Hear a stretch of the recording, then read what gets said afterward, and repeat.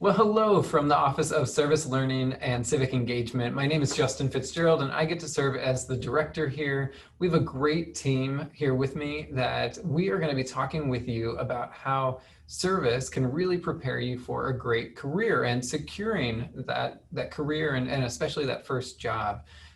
Specifically, we're going to be talking about how service can help you with your resume preparation and what goes onto your resume and how you get noticed. And then once you secure that interview, how service can really help give you some great examples that hopefully secure that job for you. So I'll start by turning it over to my team, starting with Jessie to introduce herself. Hi, so I'm the coordinator for the Office of Service Learning and Civic Engagement, and we are very fortunate today to have two of our student workers join us to talk a little bit about their service experiences. Sophia, would you? Hi, I'm Sophia. I'm the service advisor for the Office of Service Learning and Civic Engagement. Hello, I'm Marina, and I'm the education ambassador for the Office of Service Learning. Excellent, thank you. And so we're going to be talking with you about service. And as you know, service is this fundamental element. It's this vital cornerstone piece of the FGCU experience. And it's been that way since the beginning. Since 1997, FGCU has contributed to the community through our staff, faculty, and especially our student service learning hours, over 3 million hours since 1997. That is amazing. And we work with so many community partners across the region and even some across the United States and around the world. In fact, we have over 350 different community partners, all of which you can find in our database on our website. Before we get too deep in, we do want to introduce you to the rest of our team. So I'll let Jessie kind of show you who our team is here. Yeah, so you've met Justin and me, but we also have Shalyn Sims, our program assistant. She's also doing a lot of great work in terms of our voter engagement and civic engagement. Lisa Page, she's the one that's making sure everyone's getting ready for graduation. She is our administrative assistant, and we have an amazing team of student workers that also work with us, and you're only just getting to meet two of them today, but come out and see us. We're on the second floor of Tarnagan Hall, so you can come join us anytime. But what we really are here today, right, to talk about is the benefits this gives you. And so I'm going to talk a little bit about like the overall benefits that you can get from service and how that might be able to shape what you think about a little bit today. So a lot of what we hope you do in this presentation is reflect on your past experiences and how that's kind of developed and changed you. So one of the first benefits that you can get from service is that it gives you experience, right? It gives you that hands-on experience that's out in the community. So anytime that you're applying for something and they're like, I need 3 to 5 years of experience, and you're like, what? Think about all the different service that you've been doing and how can you be pulling it. It doesn't have to be from the same place, right? You could be gaining experience in lots of different areas that you can use in different organizations, clubs, class projects that then build that 3 to 5 years of experience that they're actually looking for. So think about that holistically of like, what have you been able to develop? And then that second one, right, it helps develop your skills. What skills have you been able to develop through your service? Justin's going to talk a little bit about like what colleges and employers are looking for in skills a little bit later, but think about like holistically what your service has really contributed to you, not only just the community. Another one is that service expands your network. So we have 350 community partners. That's tons and tons of people that you can be meeting with and connecting with. So we really want you to think about where have you been able to like meet and greet with folks. Also, every single time you step into a classroom, every single time you go out to serve, whether that's an event that we've created or an event that you kind of create in partnership with yourself, anything from you just going out to plant trees to potentially helping and meeting with their marketing strategists to increase their social media.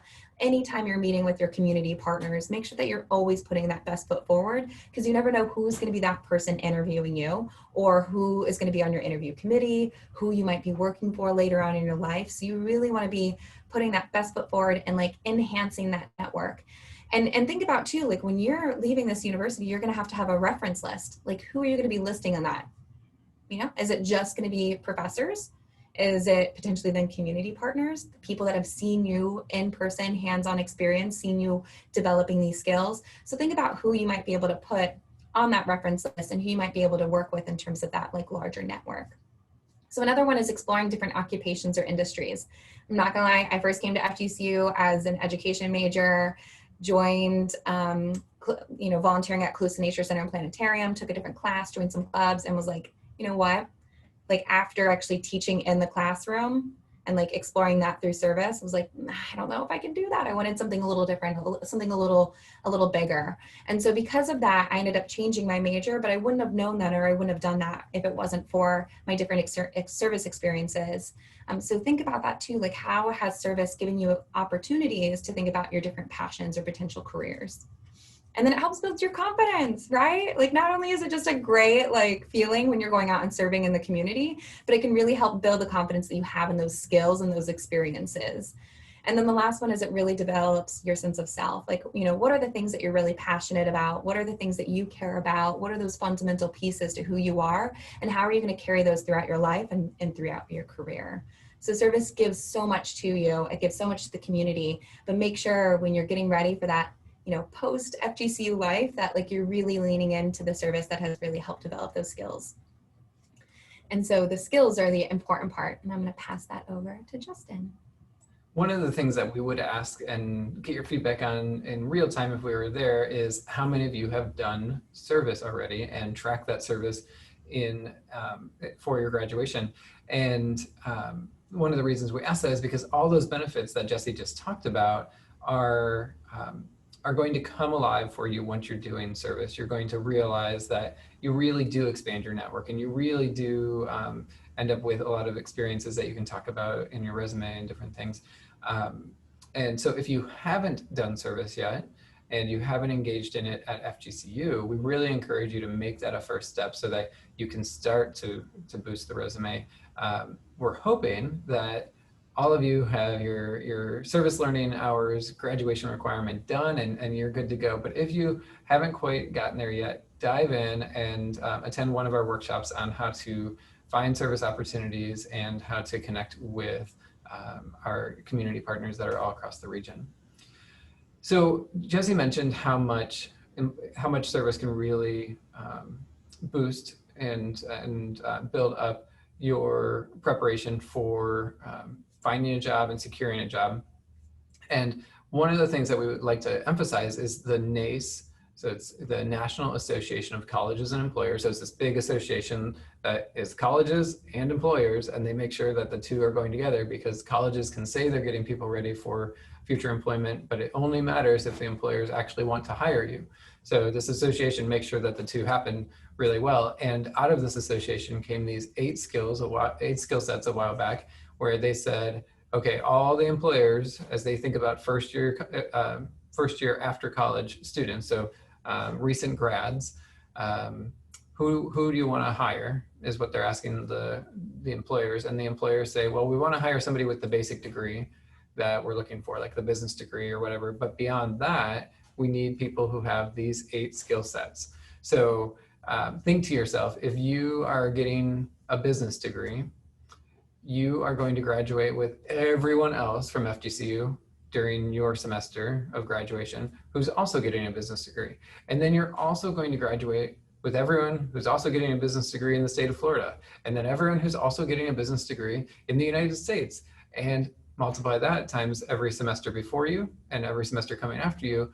And the competition can be a little steep, and that can lower your confidence. But we are telling you that your experience through service learning can build up these skill sets, which should build up your confidence, because these are the skill sets that employers are looking for. So you see these 8 listed on the screen, and you know, what we want you to start thinking about is how these skill sets are developed through service. For example, number 5, leadership. Did you do any service experience where you had to lead others? Did you have to lead other volunteers or put something together and organize an event or something where you were leading the event? Did you ever have to critically think or problem solve during a service experience? And so we want you to look at these different pieces. Number 2 is that written and oral communication piece. Did you ever have to communicate well with others during a service experience?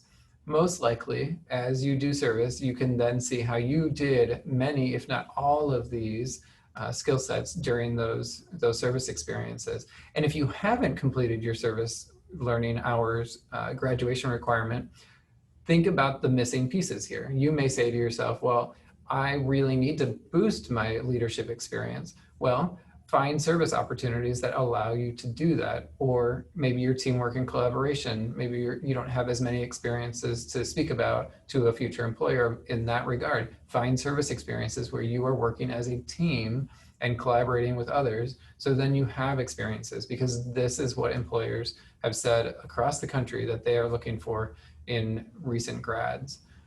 So that hopefully gives you a good framework to work from. We want to then turn to a question, and I'll turn it to Jesse to lead us into that. Yeah, and I want to say something just before we jump over. One of the competencies that I get the most questions on is number 7, which is career management. And like, what does that mean, right? And I think the really important part here is that they're looking for students to be able to talk about where they want to go in their career. Like, what are they passionate about? What are they going? What is that 5-year plan? What do you want to be developing in yourself? Like, how are you managing your career? How are you speaking about yourself? And so, yes, service is building your confidence, but I think it's also helping you kind of gauge and figure out, right, where you want to be going with things. Like, do you want to be in an office doing this for the rest of, for the next 5 years? Do you actually want to be out in the community doing this? Like, so it's a really great way to think about, where you want to go with your career and like developing those long-term plans. It's always that question that they ask you of, where do you see yourself in 5 years? And it's okay not to have like a solid answer, but you need to have some vision and path in front of you that you can communicate. Yeah. So what we'd really like to do now is have you think about and maybe write down 2 to 3 bullet points that emphasize your service using the NACE competencies. And so we have them up here on the screen. We're going to go and like do a little bit of a roundtable and talk about some of the ways that like our past service has, connected to these NACE competencies. But after we get done talking, I really want you to like almost, just pause this video and think about how you have been able to, gain skills through your service. And this is about your resume. So at this point, we're talking bullet points that would be on your resume that, remember, the first step is getting noticed. So interview skills don't even matter if you never get the interview. So when you are looking at your resume, do you have bullet points that showcase any of these 8 or all of these 8 skill sets? So, like Jesse said, take a minute now, think to yourself, what are some bullet points that should be on my resume that emphasize these skill sets? And in context of this presentation, how are those connected to service, or how do those come out of your service experience? So while you're thinking, let's turn toward our students here, Sophia and Morena, to ask that same question. Is there a service experience that either of you have had where you feel like you got any of these skill sets out of it? So I guess I will go first.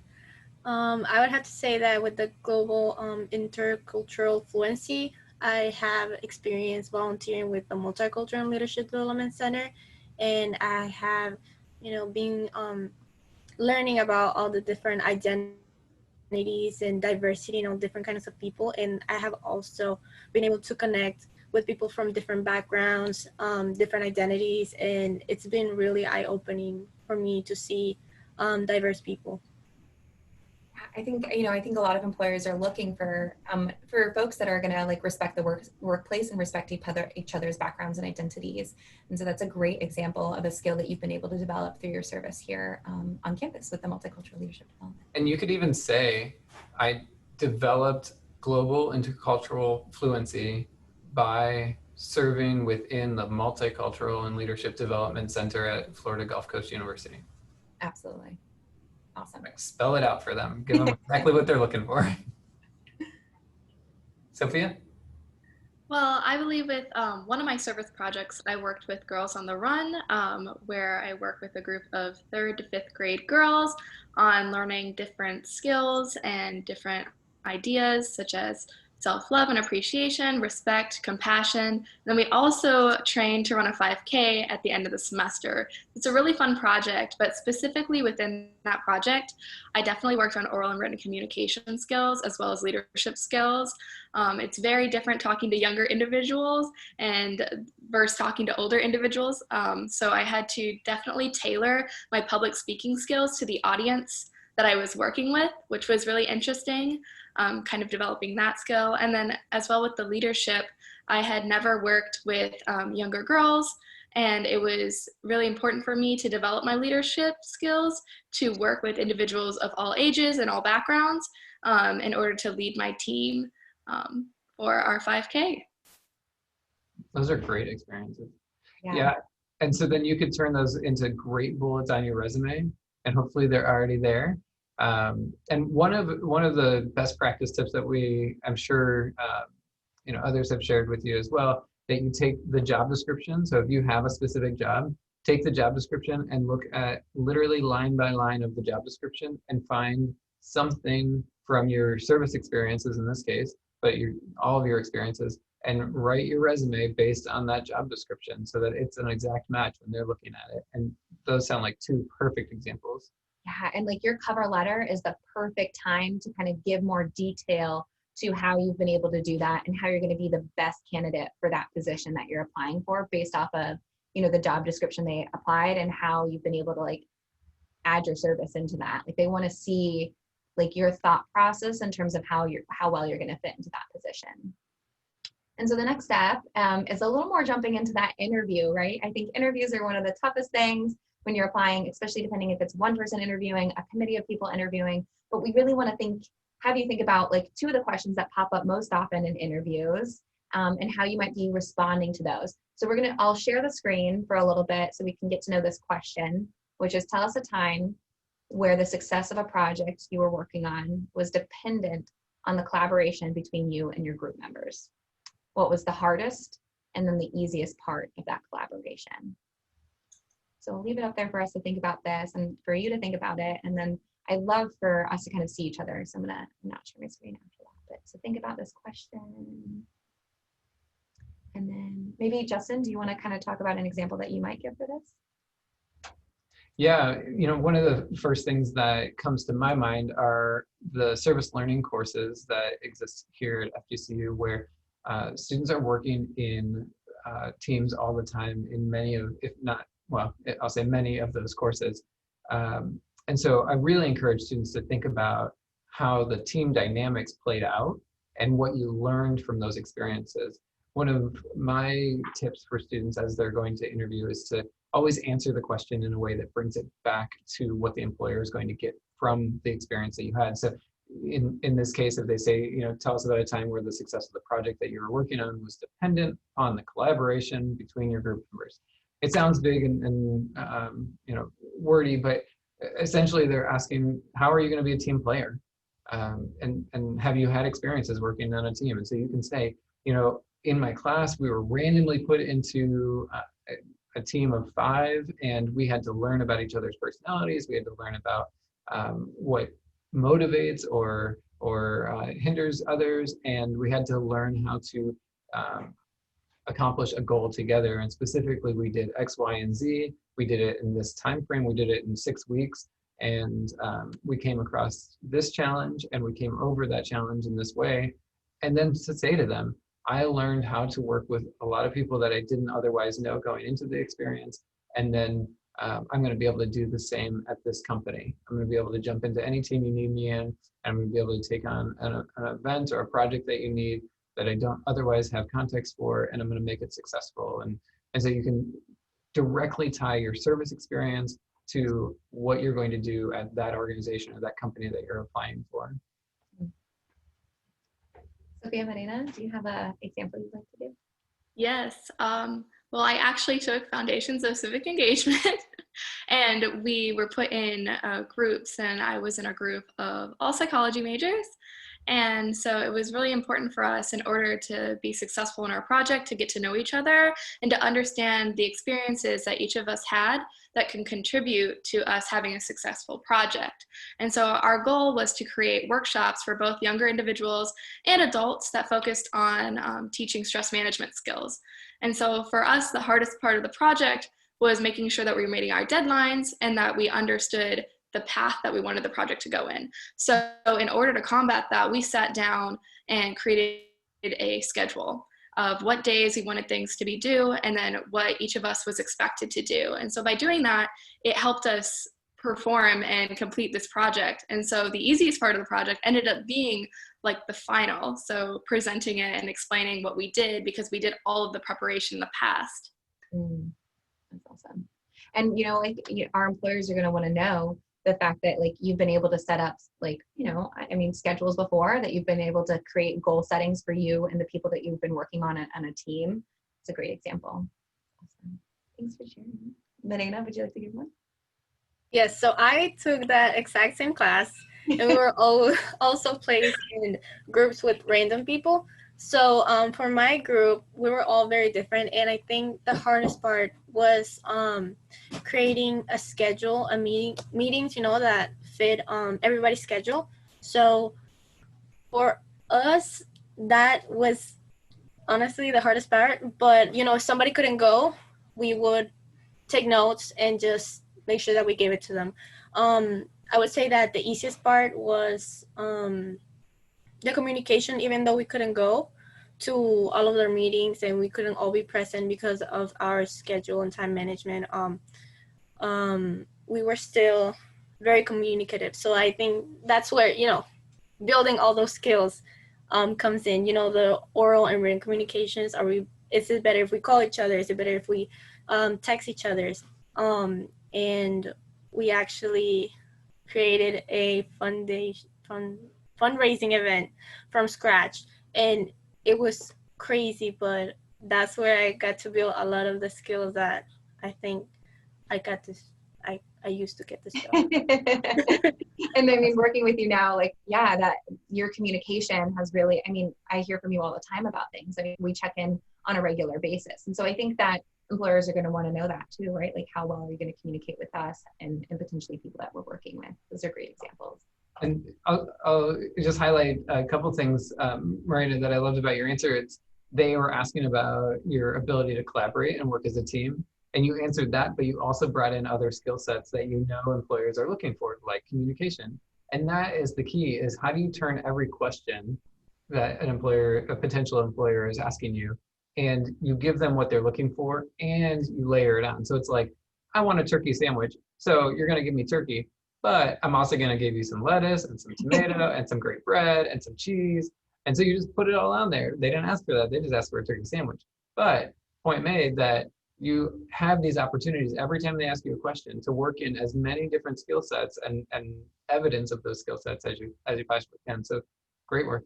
And Justin might not bring this up, but he's even told me before that he's actually he has interview questions that he's had given before, and then lists different responses that he could give to those interview questions. So this is what we're talking about. Think about all this ahead of time. What are the most common things that are asked in interviews, and how are you going to be responding to those with all these different skills that you've been able to gain through that? So we're preparing you for that next step, and how can you be embedding service into it? So we have one more question that we want you to think through. So I'm going to share my screen again so we can go over this next one. While you're sharing your screen, I do want to say, anytime I've ever supervised people and something bad is happening or something really challenging, I always say to them, one day this is going to be a really great interview answer. I know it's difficult right now, but this is going to be a great interview answer one day. So just push through. That's awesome. Okay, so this last one that we have for you is, can you tell us about a time something you worked on didn't go as planned and what you did to solve the problem? It's a very typical question they're asked in interviews. This is that skill set of critical thinking and problem solving that they're looking for, that we talked about before. Does anyone want to go first? Yes, I will go first because this is such a common one. I think I've gotten this one in every interview. And with my volunteer experience, I would have to say recently with all, when coronavirus started and, we had to switch from in-person to virtual. We had a whole event planned with the Multicultural and Leadership Development Center, and it was going to be an art show, and people were going to bring their art, and you could be able to walk around, and we had to completely change that. And we were like, is it better if we do it in the library lawn so there's more space? No, we had to switch everything to virtual. So how are we gonna change the format that we deliver this to the people? Is it gonna be on live on Instagram or just an IGTV or just a video? So that's that was a time where I had to like completely think about how we could really quickly come up with a different but effective way of conducting this event. That's great. It's a great answer. And then, you know, you can take it from here's what the issue was, here's what we did, and then take it even that step further of saying, and because I've worked through that before, I feel very confident stepping into this role where you're asking me to do X, Y, and Z, knowing that any number of things could happen in the world tomorrow and we might have to shift in this role. And so if anything were to happen in this role, I'm prepared, I'm experienced, I know how to move and shift as needed. And so just kind of taking it back to the employer to say, I had these great experiences while I was at FGCU, and then here's how that helped me, and it's going to help me be the best employee possible for you. Yeah, and I think that's a very timely response too, in terms of like, now more than ever, that skill that NACE has been asking for in terms of digital technology is so important. And so to incorporate that and show that like you have this, you're a well-rounded employee, and you're going to be able to step up in those moments where the company is going to be like, oh, well, what are we going to do at this point? And I'm like, I got that covered. So I think that's a really great skill to be communicating right now. It's awesome. Thanks, Nina. Sophia, do you want to go? Yeah, sure. So to discuss Girls on the Run again, typically we have multiple coaches that appear and show up so that we have multiple adults watching the girls and making sure everything's okay.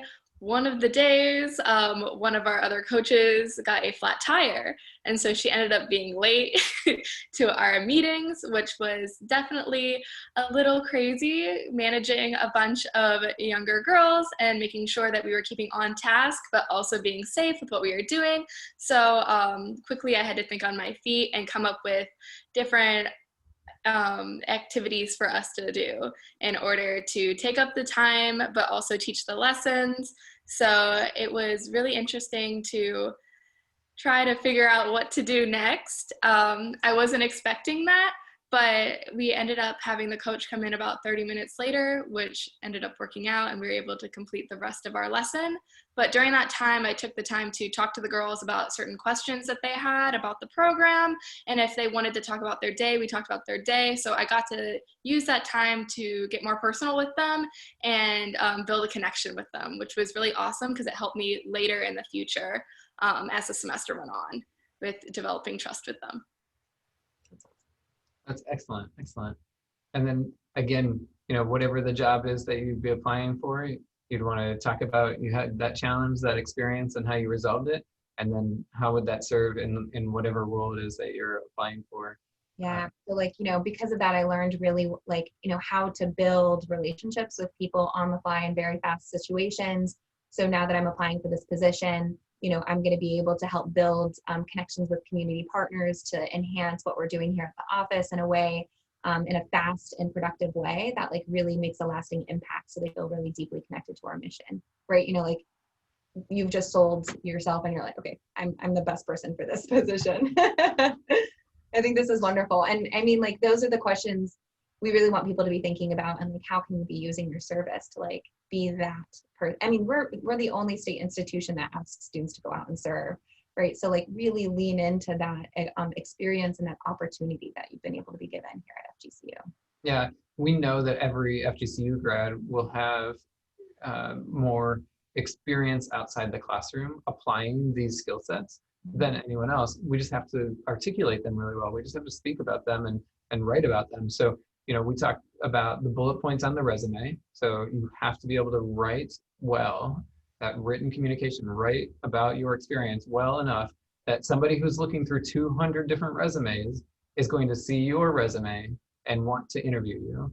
And then you have to be able to answer these questions. Once you get that interview, answer those questions in a way that you articulate these great experiences that FGCU students, we know that FGCU students have the best experiences and are just, you know, knocked out of the ballpark, just the best candidates for these positions. We just have to get students to understand it themselves and then to be able to articulate that both in writing and in word. And so that is why this message and this session is so important, but why any of the work that you do in career preparation is so important. And that's really all we have for you today. So we want to thank you for joining us, and please make sure you don't walk away and on your resume just have digital technology communication. Like, think about all those amazing experiences that you've had through service learning and how you can incorporate that. Excellent. Thank you, everyone. Thank you. Have a great day.